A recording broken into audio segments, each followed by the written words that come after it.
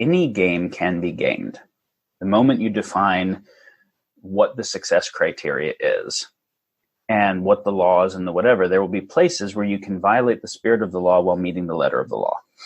There will be places where you can figure out how to externalize some cost to something that wasn't accounted for in the model while being able to benefit at the thing that was accounted. There will be some place where you can figure out how to have plausible deniability or hide culpability to be able to get ahead.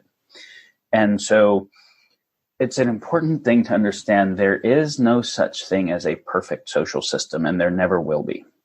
And meaning, when we think about a perfect social system, when we try to imagine what that would be, what we're usually thinking about is, okay, how do we remove all the perverse incentives from the system such that no one ever has an incentive to do something that is fucked for anybody?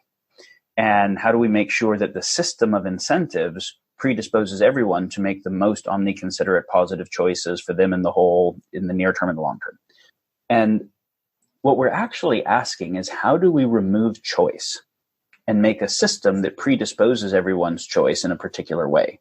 And as long as there is the reality of choice, there's the reality of the possibility of people making choices that are intentionally benefiting the whole but wrong, mistake theory, or not intentionally benefiting the whole or even intentionally damaging.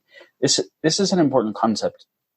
I'll come back to the more tangible in a moment, but I think you'll find that if you try to define meaningfulness, like the meaningfulness of existence of life, you won't be able to find any definition that doesn't bind the concept of meaningfulness to the concept of choice.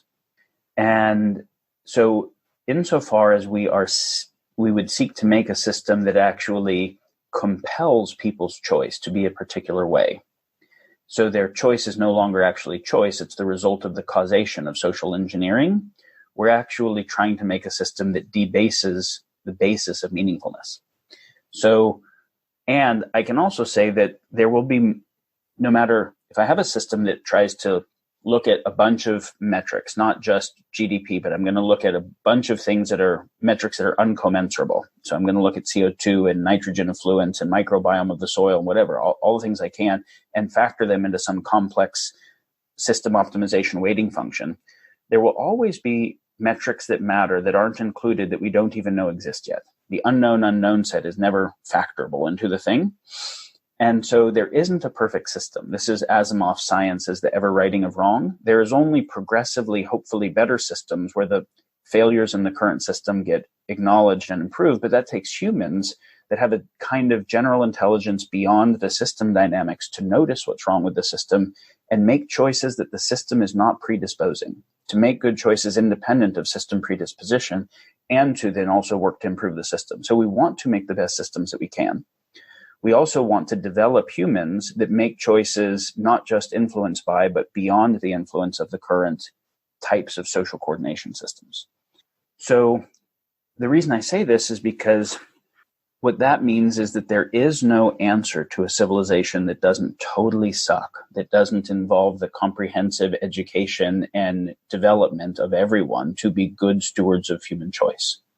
And any attempt to do something that doesn't involve that will always end up being some kind of propaganda for a system of control.